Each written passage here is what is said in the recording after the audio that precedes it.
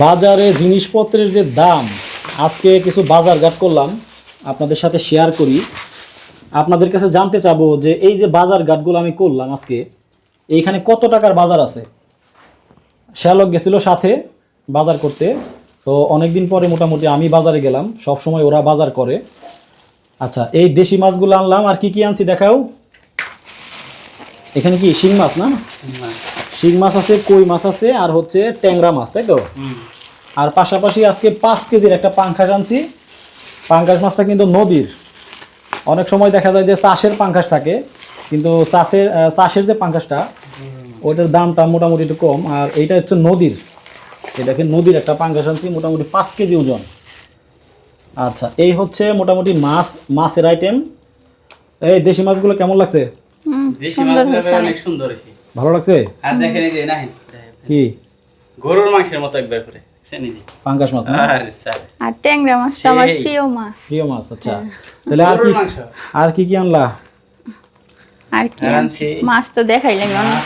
আচ্ছা, যারা ভিডিওটা দেখতেছেন তারা একটু কমেন্ট করে বলবেন যে এই যে বাজারগুলো দেখাচ্ছি আপনাদের, এইখানে কত টাকার বাজার হতে পারে।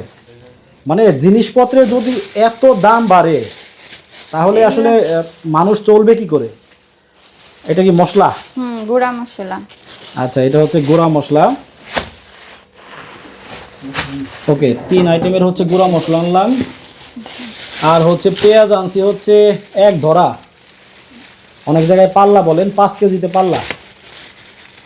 আচ্ছা, এটা থাক, পেঁয়াজ থাক, এটা একটা সাইডে রেখে দাও।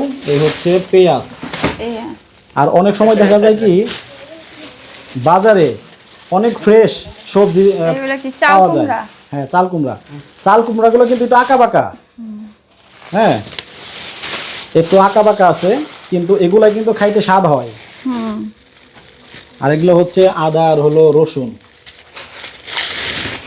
ওকে, এই হচ্ছে বাজার। ওইদিকে কি আছে আরো বের করো।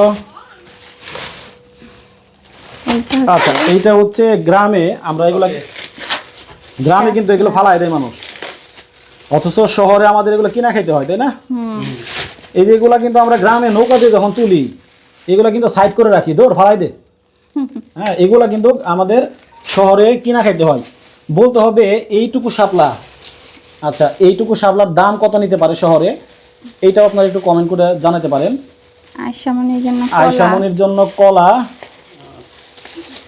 কলাগুলো কিন্তু একদম দেশি। হ্যাঁ, আচ্ছা, এটা হচ্ছে দেশি সবরি কলা। এই যে আমার শ্যালক বলছিল যে ভাই আমি দেশি মাছের সাথে লাল লাল শাকের ঝোল খাবো। এই যে ওর জন্য হচ্ছে লাল শাক। আচ্ছা, আর কি কি? কাঁচামরিচ, আর হচ্ছে ধনিয়া পাতা, আর হলো 12 মশলা পাতাও কিন্তু আনছি। আচ্ছা, ধন্দলটা একটু দেখাতো। ধন্দলটা কিন্তু একদম দেশি, আমাদের সাভার নামা বাজারে, মানে একদম টাটকা জিনিস পাওয়া যায়। দেখেন এই ও, আচ্ছা একদম ফ্রেশ। এই হচ্ছে আজকের বাজার। মোটামুটি কম করে বাজার করলাম, কারণ এটা হচ্ছে ওই যে আমাদের দরজায় রং করার জন্য। হ্যাঁ, এটা রং আনছি আর কি। আচ্ছা, যেটা আসলে এখন কথাটা হচ্ছে এই যে বাজার করলাম, হ্যাঁ আরও মোটামুটি অনেক বাজার ছিল, বাট ইচ্ছা করেই করি নাই। ইচ্ছা করে না করার কারণ আছে। যখন দেখবেন যে এই যে মাছগুলো আনছি, হ্যাঁ এই যে মাছগুলো আনছি, এই মাছগুলা যদি এখানে মোটামুটি 10 কেজির মতো মাছ আছে, এখন এর থেকে যদি বেশি মাছ আনি তাহলে করে কি, এই যে পাশে দেখেন যে ফ্রিজ আছে, এই ফ্রিজ ভর্তি করে ফেলে। পরবর্তীতে 15 দিন পরে দেখা যায় ওই মাছ আর মজা লাগে না। ওই যে দেখেন হাসতেছে, বুঝছেন? মানে মাছ মাংস হয় না, ফ্রিজে ঢুকায় রাখলে 15 দিন পরে খাওয়া যায়, ওগুলো কিন্তু আর স্বাদ থাকে না। এই জন্য ইচ্ছা করে আজকে বাজার কম করছি। বাড়ির কাছেই বাজার, ফ্রেশ বাজার করে খাবো, এটা ভালো, তাই না? তো দর্শকদের কাছে যেটা কথা ছিল কি বলো, এখানে কত টাকার বাজার আছে সবাই কমেন্টে জানাবেন। কারণ দেশের যে অবস্থা, জিনিসপত্রের যে দাম, এইখানে কত টাকার বাজার আছে মানুষ অনুমান করতে পারবে না। যারা হচ্ছে আগে বাজারঘাট করে খাইতো অথবা গ্রামে থাকে যারা, হ্যাঁ তারা কিন্তু বাড়িতে চাষাবাদ করে খায়।